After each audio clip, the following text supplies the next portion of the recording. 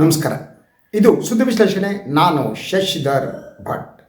ಇದು ನನ್ನ ಡಿಜಿಟಲ್ ವಾಹಿನಿ ಸುದ್ದಿ ಟಿವಿ. ಬಿಹಾರ್ನ ಅಭೂತಪೂರ್ವ ವಿಜಯ. ಇದು ಯಾರ ವಿಜಯ? ಇದು ಬಹಳ ಮುಖ್ಯವಾದ ಪ್ರಶ್ನೆ ಅಂತ ಅನ್ನಿಸದಿರ್ಬೋದು, ಆದರೆ ಮುಖ್ಯವಾದ ಪ್ರಶ್ನೆ. JDU ಜನತಾದಳ್ ಯುನೈಟೆಡ್, ನಿತೀಶ್ ಕುಮಾರ್ ಅವರ ಪಕ್ಷದ ಪ್ರಕಾರ ಇದು ನಿತೀಶ್ ಕುಮಾರ್ ಅವರ ಜಯ. ಮೋದಿ ಅವರ BJPಯ ಪ್ರಕಾರ ಇದು NDA ಜಯ. ಈ ಎರಡರ ವ್ಯತ್ಯಾಸವನ್ನು ತಾವು ಗಮನಿಸ್ತಾ ಹೋಗಿ. ಅದಾದ ಮೇಲೆ ಚುನಾವಣಾ ಫಲಿತಾಂಶ ಬಂದ ಮೇಲೂ ಕೂಡ ಮುಖ್ಯಮಂತ್ರಿ ಯಾರು ಅನ್ನುವ ಪ್ರಶ್ನೆಗೆ ಇನ್ನೂ ಉತ್ತರ ದೊರಕಿಲ್ಲ. JDU ಹೇಳ್ತಾ ಇದೆ ನಿತೀಶ್ ಕುಮಾರ್ ಅವರ ಮುಖ್ಯಮಂತ್ರಿ ಸ್ಥಾನ ಖಾಲಿ ಇಲ್ಲ ಅಂತ. ಚಿರಾಗ್ ಪಾಸ್ವಾನ್ ಕೂಡ ಅದೇ ದಾಟಿಯಲ್ಲಿ ಮಾತನಾಡ್ತಿದ್ದಾರೆ. ಅವರ ಅನಿವಾರ್ಯತೆ ಬೇರೆ. ಆದರೆ BJP ಈ ವಿಚಾರದಲ್ಲಿ ಯಾವುದೇ ರೀತಿಯ ಪ್ರತಿಕ್ರಿಯೆ ನೀಡ್ತಾ ಇಲ್ಲ. ಬಹುತೇಕ BJPಯ ವಕ್ತಾರರು ಬೇರೆ ಬೇರೆ ಮೇನ್ ಸ್ಟ್ರೀಮ್ ಮೀಡಿಯಾದಲ್ಲಿ ಬಂದವರು ಏನಿದ್ದಾರೆ, ಅವರು ಹೇಳುವುದು ಒಂದೇ ಮಾತು: ಯಾರು ಮುಖ್ಯಮಂತ್ರಿ ಅನ್ನುವುದನ್ನು ಶಾಸಕಾಂಗ, NDA ಪಕ್ಷದ ಶಾಸಕಾಂಗ ಏನಿದೆ ಅದು ತೀರ್ಮಾನ ಮಾಡುತ್ತೆ. ಇದರ ಅರ್ಥ ಏನು? ಯಾಕೆ ನಿತೀಶ್ ಕುಮಾರ್ ಅವರನ್ನ ಹೆಸರು ಹೇಳೋದಕ್ಕೆ BJP ಮುಂದಾಗ್ತಾ ಇಲ್ಲ? ಅಂದರೆ ಇದೊಂದು ಬೇರೆ ರೀತಿ ಮಾದರಿ ಇದೆಯಲ್ಲ BJP ಇದು, ಅದು ಬಿಹಾರದಲ್ಲಿ ಇಂಪ್ಲಿಮೆಂಟ್ ಆಗುತ್ತೆ ಅಂತ. ಯಾವುದಾ ಮಾದರಿ?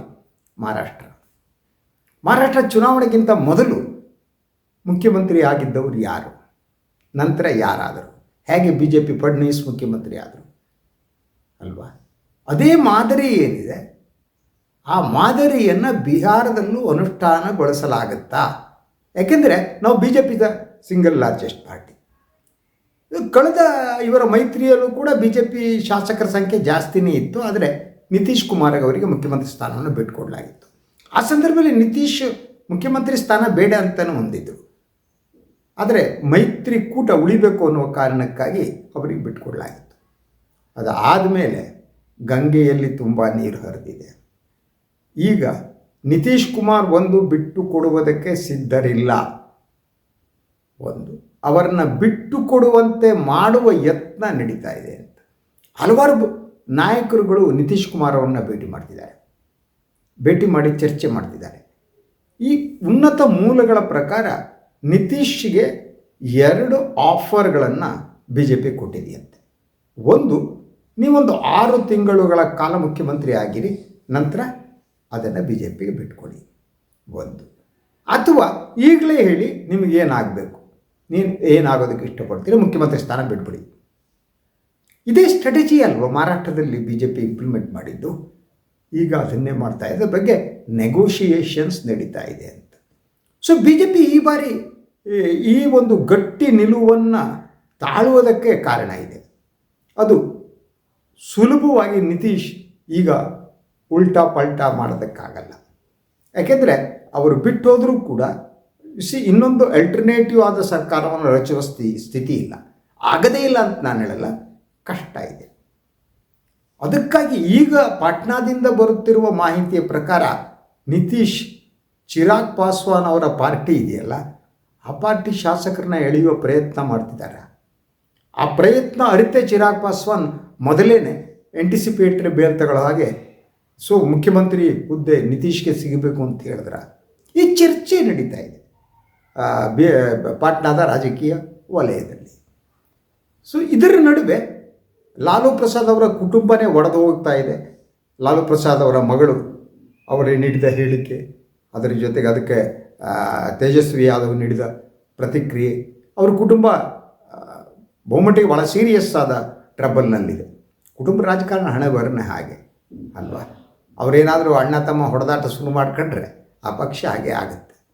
ಈ ಕುಟುಂಬದ ರಾಜಕಾರಣದ ಹಾಗೆ. ನಮ್ಮ ಪುಣ್ಯ JDSನಲ್ಲಿ ಹಂಗೆ ಆಗಲ್ಲ. ಯಾಕಂದರೆ ಪಾಪ ರೇವಣ್ಣ ಅವ್ರದ್ದೇ ತಂದೆಲ್ಲ ಸಿಕ್ಕಾಕೊಂಡಿದ್ದಾರೆ. ಅವ್ರ ಕಥೆನೂ ಅಷ್ಟೇ ಆಗ್ತಿತ್ತು. ಅದು ಬೇರೆ, ಇಲ್ಲಿ ಈ ಸಂದರ್ಭದಲ್ಲಿ ಬೇಕಾಗಿಲ್ಲ. ಆದರೆ ವಾಟ್ ನಿತೀಶ್ ವಿಲ್ ಡೂ ನಾವು? ನಿತೀಶ್ ಮುಂದೇನು ಮಾಡ್ತಾರೆ? ಅವರು BJPಯ ಈಗ ಹಾಕುತ್ತಿರುವ ಒತ್ತಡ ಇದೆಯಲ್ಲ, ಆ ಒತ್ತಡ ತಡ್ಕೋತಾರ ಅಂತ. ಆದರೆ ನಿತೀಶ್ ತುಂಬ ಡೀಪ್ ಆದ ಪ್ಲೇಯರ್ ಅವರು. ಆ ಕಾರಣಕ್ಕೆ 2005ರಿಂದ ಇದುವರೆಗೆ ಮುಖ್ಯಮಂತ್ರಿಯಾಗಿ ಉಳಿದದ್ದು ಅಂತ. ಅದರಿಂದ ಅವ್ರು ಸುಲಭವಾಗಿ ಬಿಟ್ಟುಕೊಡ್ತಾರೆ ಅಂತ ಹೇಳೋಕ್ಕಾಗಲ್ಲ. ಅವರು ತಮ್ಮ ಆಟವನ್ನು ಆಡಬಹುದು ಮತ್ತೆ ಅಂತ. ಸುಮ್ಮನೆ ಎಸ್ ಆಯಿತು ನೀವು BJP ಮುಖ್ಯಮಂತ್ರಿ ಸ್ಥಾನ ಬಿಡ್ತೀನಿ ತಗೊಳ್ಳಿ ಅಂತ ಹೋಗುವ ವ್ಯಕ್ತಿ ಅಂತೂ ಅಲ್ಲ.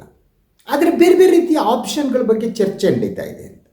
ಬಹಳ ಮುಖ್ಯವಾಗಿ ಅದರ ಜೊತೆಗೆ BJPಗಿರುವ ಇನ್ನೊಂದು ಬಹಳ ಮುಖ್ಯವಾದ ಸಮಸ್ಯೆ ಅಂದರೆ ಕೇಂದ್ರ ಸರ್ಕಾರ ಕೂಡ ಸಿ ದಟ್ ನಿತೀಶ್ ಕುಮಾರ್ ಮತ್ತು ಚಂದ್ರಬಾಬು ನಾಯ್ಡು ಅವರ ಬೆಂಬಲದ ಮೇಲೆ ನಿಂತಿದೆ ಅಂತ. ಸೊ ಅದರಿಂದ ಆ ಇಶ್ಯೂ ಇರೋದ್ರಿಂದ ತುಂಬ ಹಾರ್ಷಾಗಿ ಏನೂ ಮಾಡೋಕ್ಕಾಗಲ್ಲ. ಇದಕ್ಕೂ ಬೇರೆ ಬೇರೆ ಆಟಗಳು ನಡೀತಿದೆ ಅಂತ ಹೇಳಲಾಗ್ತದೆ. ಅದೇನು ಅಂದರೆ JDU ಕೆಲವು MP ಗಳೇನಿದ್ದಾರೆ ಅವರು ಈಗಾಗಲೇ BJPಯ ಜೊತೆ ಆತ್ಮೀಯವಾದ ಸಂಬಂಧವನ್ನು ಹೊಂದಿದ್ದು ಅವರನ್ನಲ್ಲಿ ಪಲ್ಟಿ ಹೊಡೆಸೋದಕ್ಕೆ BJP ಟ್ರೈ ಮಾಡ್ತಿದೆ ಅಂತ. ಸೊ ನೋಡಿ, ಇಡೀ ಇದರಲ್ಲ ನೋಡಿ, ಇದು ರಾಜಕಾರಣ ಅಂದರೆ ಹಾಗೆ ಇರುತ್ತೆ. ನಿತೀಶ್ ಕುಮಾರ್ ಅವರ MP ಗಳೇನಿದ್ದಾರೆ ಅವ್ರನ್ನ ಪಲ್ಟಿ ಹೊಡೆಸೋದಕ್ಕೆ BJP ಟ್ರೈ ಮಾಡುತ್ತೆ ಒಂದು ಕಡೆ. ಇನ್ನೊಂದು ಕಡೆ ನಿತೀಶ್ ಕುಮಾರು ಮೋದಿಯವರ ರಾಮನಾದರೆ ನಾನು ಹನುಮಂತ ಅಂತ ಹೇಳಿದ್ರು ನೋಡಿ, ಚಿರಾಗ್ ಪಾಸ್ವಾನ್ ಅವರ ಶಾಸಕರನ್ನ ಪಲ್ಟಿ ಹೊಡೆಸೋದಕ್ಕೆ so Nitish Kumar is trying ಅಂತ ಹೇಳಲಾಗ್ತಾ ಇದೆ. ಅದರಿಂದ ಇಡೀ ಈ ಒಂದು ಆಟ ಇದೆಯಲ್ಲ, ಇದು ಏನಾಗುತ್ತೋ ಗೊತ್ತಿಲ್ಲ. ಯಾಕೆಂದರೆ ಇವತ್ತಿನ ರಾಜಕಾರಣದಲ್ಲಿ ನಂಬಿಕೆ ಅನ್ನೋ ಸುಳ್ಳು. ಇವತ್ತಿನ ರಾಜಕಾರಣದ ಮೂಲವೇ ದ್ರೋಹ ಅಂತ. ಹೆಚ್ಚು ದ್ರೋಹ ಮಾಡುವವರು ದೊಡ್ಡ ರಾಜಕಾರಣಿ ಆಗ್ತಾರೆ. ಆದ್ದರಿಂದ ನಂಬಿಕೆ ಅನ್ನುವುದಕ್ಕೆ ಇವತ್ತಿನ ರಾಜಕಾರಣದಲ್ಲಿ ಬೆಲೆ ಇಲ್ಲ. ಯಾವ ಟೈಮಿಗೆ ಹೇಗೆ ಬೇಕಾದ್ರೆ ತಿರುತ್ತೆ. ಹೆಚ್ಚು ದ್ರೋಹ ಮಾಡುವವನು ದೊಡ್ಡ ನಾಯಕ ಅನ್ಕೋತಾನೆ, ಹೆಚ್ಚು ಉಲ್ಟಪಟ್ಟ ಹೊಡೆಯುವನು ದೊಡ್ಡ ನಾಯಕ ಅನ್ಕೋತಾನೆ. ಆದರೆ ಉಲ್ಟಪಟ್ಟ ಹೊಡೆಯೋದಕ್ಕೆ ಅವಕಾಶ ಇರಬೇಕಷ್ಟೆ. ಆ ಅವಕಾಶ ಈಗ ನಿತೀಶ್ಗೆ ಕಡಿಮೆ ಆದಂತೆ ಕಾಣ್ತಾ ಇದೆ ಈ ಒಂದು ರಿಸಲ್ಟ್ನಿಂದ ಆಗ್ಬಿಟ್ಟು. ಅದರ ಜೊತೆಗೆ ಈ ರಿಸಲ್ಟ್ ಬಗ್ಗೆ ಬಹಳಷ್ಟು ಚರ್ಚೆಗಳು ನಡೀತಾ ಇವೆ. ಅದು ಕುತೂಹಲಕರವಾದ್ದು. ಒಂದು ಏನು, ಈ ಚುನಾವಣಾ ಘೋಷಣೆಯ ಸಂದರ್ಭದಲ್ಲಿ ಒಟ್ಟು ಮತದಾರರ ಸಂಖ್ಯೆ ಎಷ್ಟಿದೆ ಅಂಥೇಳಿ ಚುನಾವಣಾ ಆಯೋಗದ ಮುಖ್ಯಸ್ಥರಾದಂಥ ಜ್ಞಾನೇಶ್ ಕುಮಾರ್ ಅವರು ಹೇಳಿದರು. ಆದರೆ ಈ ಚುನಾವಣೆ ಆದ ಮೇಲೆ ಸುಮಾರು 3 ಲಕ್ಷ ಮತಗಳು ಎಕ್ಸ್ಟ್ರಾ ಬಂದುಬಿಟ್ಟಿವೆ. ಅದು ಎಲ್ಲಿಂದ ಬಂತು, ಎಲ್ಲಿ ಸೇರಿಸಿದ್ರು, ಹೇಗೆ ಸೇರಿಸಿದ್ರು, ಇವರು ಯಾರು? ಅದ್ರ ಜೊತೆಗೆ ಸಾಮಾಜಿಕ ಜಾಲತಾಣದಲ್ಲಿ ಇನ್ನೊಂದು ಇದಾಗ್ತಾ ಇದೆ. ಕೆಲವು BJP ವರ್ಕರ್ಸ್ಗಳು ಬೇರೆ ರಾಜ್ಯದಿಂದ ಬಂದು ನಾವು ಬಿಹಾರದಲ್ಲಿ ವೋಟ್ ಹಾಕಿದ್ದೀವಿ ಅಂತ ಹೇಳುವಂಥದ್ದು. ಸೊ ಅದರಿಂದ ಇದು ಇಡೀ ಈ ಚುನಾವಣಾ ಪ್ರಕ್ರಿಯೆ ಏನಿದೆ ಬಿಹಾರದ್ದು, ಅದು ಸಂಶಯಾತೀತವಾಗಿಲ್ಲ. ಹಲವಾರು ಸಂಶಯಗಳು ಈಗ ಒಡಮೂಡ್ತಾ ಇವೆ. ಅಂದರೆ ಚುನಾವಣೆ ಗೆಲ್ಲುವುದಕ್ಕಾಗಿ ಒಂದು ಬಹಳಷ್ಟು ಜನ ಈಗ ಕಾಂಗ್ರೆಸ್ನವರು ಚುನಾವಣಾ ಆಯೋಗಕ್ಕೆ ಕೃತಜ್ಞತೆ ಸಲ್ಲಿಸ್ತಿದ್ದಾರೆ. ಕಾಂಗ್ರೆಸ್ನವರನ್ನೇ ಜ್ಞಾನೇಶ್ ಕುಮಾರ್ ಅವರಿಗೆ ಕೃತಜ್ಞತೆ, ಅವರು ಇಂಥ ರಿಸಲ್ಟಿಗೆ ಕಾರಣ ಅಂತ. ಅದು ಜ್ಞಾನೇಶ್ ಕುಮಾರ್ ಅವರಿಗೆ ಏನೋ ಅನಿಸೋ ಟೈಪ್ ಕಾಣ್ತಿಲ್ಲ. ಅವ್ರ ಇಡೀ ಬಿಹೇವಿಯರು ಅವರು ಎಲ್ಲವೂ ನೋಡಿದರೆ ಅವರು ಎಸ್ ನಾವು election commission is a part of BJP. ಅದರ ವಿಂಗು. ನಾನು ಭಾಳ ಸಂದರ್ಭದಲ್ಲಿ ಹೇಳಿದ್ದೇನೆ, ಅದ್ರ ವಿಂಗ್ ಇದ್ದಾಗೆ ಇದೆ, ಅದು ಕೆಲಸ ಮಾಡುವ ರೀತಿ. ಸೊ ನಾನು ಇದೊಂದೇ ಕಾರಣ ಅಂತ ಹೇಳ್ತಾ ಇಲ್ಲ, ಇಂಥ ಹಲವು ಕಾರಣಗಳಿವೆ. ಅದರ ಜೊತೆಗೆ ನೀವು ಅಂಕಿಅಂಶಗಳು ನೋಡಿದಾಗ ಭಾಳ ಕುತೂಹಲಕರವಾದ ಕೆಲವು ಅಂಕಿಅಂಶಗಳಿವೆ.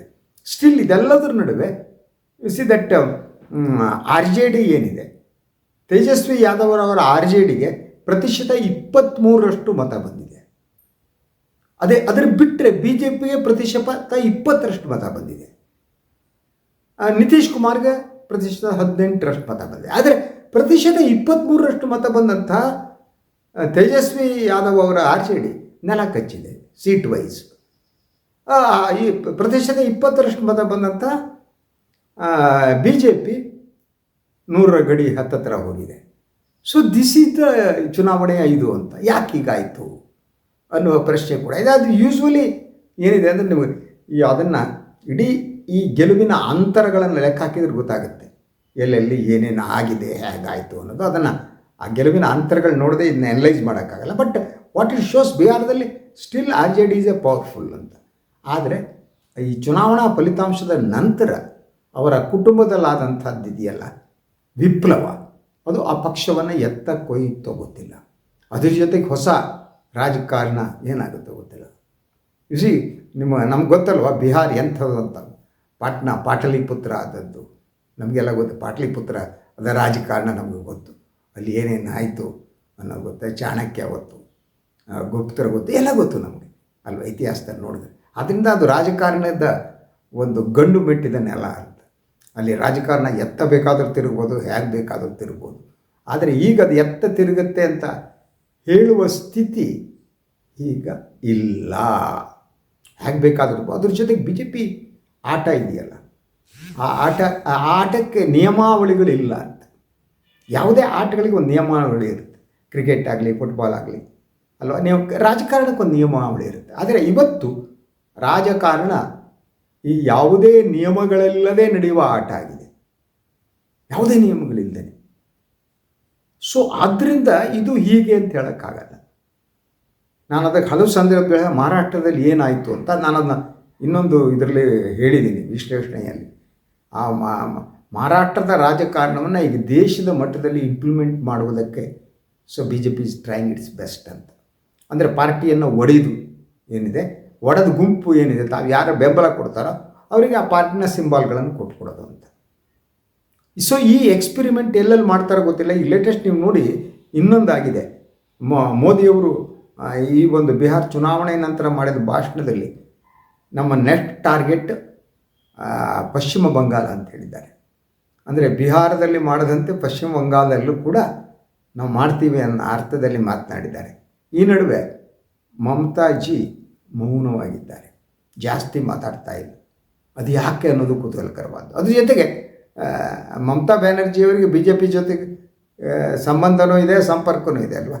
ಬಿ ಜೆ ಪಿ ಜೊತೆ ಸೇರಿದವರು, ವಾಜಪೇಯಿ ಸರ್ಕಾರ ಇದ್ದಾಗ ಕೇಂದ್ರ ರೈಲ್ವೆ ಸಚಿವೆ ಆದವರು. ಆದ್ದರಿಂದ ಆ ಒಂದು ದಾರಿ ಮತ್ತೆ ಓಪನ್ ಆಗುತ್ತಾ ಅಂತ. ಅಂದರೆ ಒಂದೊಂದಾಗಿ ರಾಜ್ಯಗಳಲ್ಲಿರುವಂಥ ಪ್ರಾದೇಶಿಕ ಪಕ್ಷಗಳನ್ನು ಮುಗಿಸುವ ಒಂದು ಹುನ್ನಾರ ಇದೆಯಲ್ಲ, ಅದರ ಭಾಗವಾಗಿ ಪಶ್ಚಿಮ ಬಂಗಾಳದಲ್ಲೂ ಏನೋ ಆಗ್ತಾ ಇದೆಯಾಗಿದ್ದರೆ ಏನೋ ಮಾಡ್ತಿದ್ದಾರೆ ಗೊತ್ತಿಲ್ಲ. ಇಡೀ ಇಂಡಿಯಾದ ರಾಜಕಾರಣ ಒಂಥರ ವಿಚಿತ್ರವಾದ ಸ್ಥಿತಿಗೆ ತಲುಪಿದೆ ಅಂತ ಅನಿಸುತ್ತೆ. ಅದೊಂದು ಈ ಕಾಲಘಟ್ಟದಲ್ಲಿ ಯಾವುದೇ ಮೌಲ್ಯಗಳಿಲ್ಲದೇನೆ ಕೇವಲ ಇಲ್ಲಿ ಇರುವುದು ಬಟ್ಟಂಗಿ ರಾಜಕಾರಣ ಮಾತ್ರ ಅಂತ. ಕೇವಲ ಬಟ್ಟಂಗಿ, ವ್ಯಾಲ್ಯೂಸ್ ಅನ್ನೋದು ಇಲ್ಲಿ ಮೌಲ್ಯಗಳೆಲ್ಲ ಹೊರಟೋಗ್ಬಿಟ್ಟಿದೆ. ಇದರ ಕೀರ್ತಿ ಏನಿದ್ರು ಗುಜರಾತಿ ಲಾಬಿಗೆ ಬೇಕು. ಎಲ್ಲ ವ್ಯಾಲ್ಯೂಸ್ಗಳನ್ನು ಖತಮ್ ಮಾಡಿ ಈ ರೀತಿಯ ರಾಜಕಾರಣವನ್ನು ಎಲ್ಲೆಡೆ ಸ್ಪ್ರೆಡ್ ಮಾಡೋದು ಮತ್ತು ಪ್ರತಿಪಕ್ಷಗಳನ್ನು ಸಂಪೂರ್ಣವಾಗಿ, ಪ್ರತಿಪಕ್ಷಗಳೇ ಇಲ್ಲದಿರುವ ರಾಜಕಾರಣ ಏಕಪಕ್ಷೀಯ ರಾಜಕಾರಣ ಅಂತ ಆ ದಿಸೆಯತ್ತ ದೇಶವನ್ನು ಕೊಂಡೊಯ್ಯುವ ಒಂದು ಯತ್ನ ಕಾಣ್ತಾ ಇದೆ. ಸೊ ಅದಕ್ಕೆ ಬಹಳ ಮುಖ್ಯವಾಗಿ ಈ ಚುನಾವಣಾ ಪ್ರಕ್ರಿಯೆ ಬಗ್ಗೆ ಪರಕಾಲ್ ಪ್ರಭಾಕರ್ ಅವರು ಒಂದು ಮಾತನ್ನು ಹೇಳಿದ್ದಾರೆ. ಅವ್ರು ಗೊತ್ತಲ್ವ, ಅವರು ಕೇಂದ್ರ ಅರ್ಥ ಸಚಿವೆ ಇದ್ದಾರೆ, ನಿರ್ಮಲಾ ಸೀತಾರಾಮನ್ ಅವರ ಪತಿ ಅವರು ಎಕಾನಮಿಸ್ಟ್. ಅವರೊಂದು ಮಾತು ಹೇಳಿದ್ದಾರೆ ಇವತ್ತು. ಏನು ಅಂದರೆ, ಸೊ ಈ ಒಂದು ಇಲೆಕ್ಷನ್ ಪ್ರೊಸೆಸ್ ಏನಿದೆ ಅದು ನ್ಯಾಯಯುತವಾಗಿ ನಡೆಯುವವರೆಗೆ ದಟ್ ಇಲೆಕ್ಷನ್ಗಳನ್ನೇ ಪ್ರತಿಪಕ್ಷಗಳು ಬಹಿಷ್ಕರಿಸಬೇಕು ಅಂತ. ಈಗಿನ ಚುನಾವಣೆಗಳಲ್ಲಿ ಪಾಲ್ಗೊಳ್ಳೋದು ಯಾವ ಅರ್ಥನೂ ಇಲ್ಲ, ರಿಸಲ್ಟ್ ಏಕಮುಖವಾಗಿ ಬರ್ತಾ ಇದೆ. ಆದ್ದರಿಂದ ಚುನಾವಣೆಯನ್ನೇ ಬಹಿಷ್ಕರಿಸಬೇಕು ಅನ್ನುವ ಸಲಹೆಯನ್ನು ಅವರು ಪ್ರಭಾಕರ್ ಅವರು ಕೊಟ್ಟಿದ್ದಾರೆ. ಸೊ ಪ್ರತಿಪಕ್ಷಗಳು ಈ ದಿಸೆಯಲ್ಲಿ ಯೋಚನೆ ಮಾಡ್ತಾ ಹೋಗಿ ಗೊತ್ತಿಲ್ಲ, ಯಾಕೆಂದರೆ ಆ ಸ್ಥಿತಿಗೆ ಬಂದು ತಲುಪಿಬಿಟ್ಟಿದೆ ಇವತ್ತು. ಯಾರೂ ಕೂಡ ಈ ಒಂದು ಭಾರತದ ಜನತಂತ್ರವನ್ನು ರಕ್ಷಿಸುವ ಸ್ಥಿತಿ ನನಗೆ ಕಾಣ್ತಾ ಇಲ್ಲ. ನ್ಯಾಯಾಲಯ ಆಗಲಿ, ಮಾಧ್ಯಮ ಆಗಲಿ, ಯಾರು ಕೂಡ ಜನತಂತ್ರ ಈ ಹಂತಕ್ಕೆ ಬಂದಿದೆಯಲ್ಲ ಅಂತ ಆಲೋಚನೆ ಮಾಡ್ತಾ ಇಲ್ಲ. ಅದು ಯಾರು ಆಲೋಚನೆ ಮಾಡಿದರೆ ಅವರಿಗೆ ಕಮ್ಯುನಿಸ್ಟರು, ಮಾವೋವಾದಿಗಳು, ಅವರು ಯಾರ್ದೋ ಏಜೆಂಟ್ರು ಅನ್ನುವ ಹಣೆಪಟ್ಟಿಯನ್ನು ಹಚ್ಚಿ ಪ್ರಚಾರ ಮಾಡಲಾಗ್ತಾ ಇದೆ. ಅದರಿಂದ ಒಟ್ಟಾರೆಯಾಗಿ ಬಿಹಾರದ ಸ್ಥಿತಿ ಏನಿದೆ, ಈ ಬಿಹಾರದ ಫಲಿತಾಂಶ ಏನಿದೆ, ಭಾರತದ ರಾಜಕಾರಣದಲ್ಲಿ ಒಂದು ಯಾರೂ ಮರೆಯಲಾಗದ ಒಂದು ಸ್ಥಿತಿಯನ್ನು, ಹೆಜ್ಜೆ ಗುರುತುಗಳನ್ನು ಮೂಡಿಸಿದೆ. ಆದ್ದರಿಂದ ಈಗ ನಾನು ಹೇಳಿರುವ ಮೂಲ ಪ್ರಶ್ನೆ ಅದೇನೆ, ನಿತೀಶ್ ಕುಮಾರ್ಗೆ ಬಿ ಜೆ ಪಿ ಕೈ ಕೊಡುತ್ತಾ? ಕೈ ಕೊಟ್ಟರೆ ಮುಂದೇನು? Let us wait and see. ಇದು ಇವತ್ತಿನ ಸುದ್ದಿ ವಿಶ್ಲೇಷಣೆ. ಇನ್ನೊಂದು ವಿಚಾರದಂಗೆ ಮತ್ತೆ ತಮ್ಮ ಎದುರು ಬರ್ತೀನಿ. ಅಲ್ಲಿವರೆಗೆ ಎಲ್ಲರೂ ನಮಸ್ಕಾರ. ನನ್ನ ವಾಹಿನಿ ಲೈಕ್ ಮಾಡಿ, ಸಬ್ಸ್ಕ್ರೈಬ್ ಮಾಡಿ, ಬೆಲ್ ಐಕಾನ್ ಪ್ರೆಸ್ ಮಾಡೋದಕ್ಕೆ ಬರಬೇಡಿ. ಹಾಗೆಯೇ ಸಾಧ್ಯ ಆದರೆ ಸಹಾಯ ಮಾಡಿ.